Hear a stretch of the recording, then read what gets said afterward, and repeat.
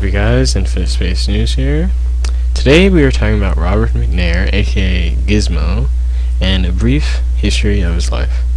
So Robert McNair was born in Lake City, South Carolina in 1950, and really, for most of his younger years, he was fantasizing about what the world could be and how he could make it be like that. Specifically, when he was 9 years old, he's very famous for the story of him checking out books from a white-only library, which he got into some trouble for, but it showed at such a young age that he was willing to go against the racist stereotypes against him and achieve great things, as he did. Now, Robert McNair is a big figure against the racism going on in 1950. He went to MIT and became an MIT physicist after graduating from A&T. This is a very revolutionary thing since MIT didn't really take many black students at this time.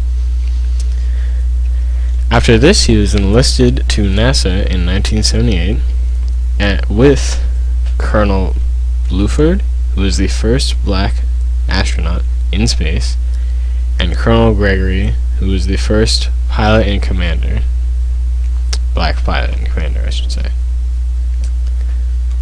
These three would prove to be big game changers in the history of NASA, especially during this time, because many black people were prejudiced, or at least were prejudiced against. Now, in 1984, he flew the Challenger, which would prove to be not a bad decision this first time around.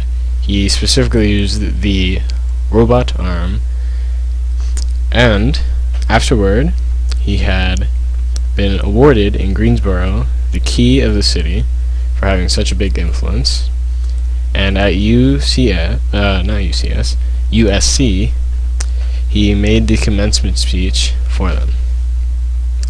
Now after this, in 1986, he flew another Challenger mission. He was the mission specialist. However, this is the tragic time in which the Challenger exploded, killing all 7 crew members.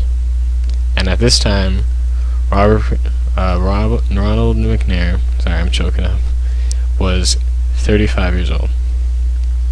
Now, this is not where his influence ended, for many schools and many roads were named after him for his legacy of being one of the first ever African Americans to be in space, and really for his great contributions to the space world. Ronald McNair will never be forgotten, and he is one of my biggest heroes, which is why I'm choking up right now, I'm sorry. So, I hope you learned something from this video today, and if you liked it, you know what to do. And make sure you subscribe so you don't miss these wonderful stories about these wonderful people coming up in the future. And I will see you next time. So bye for now.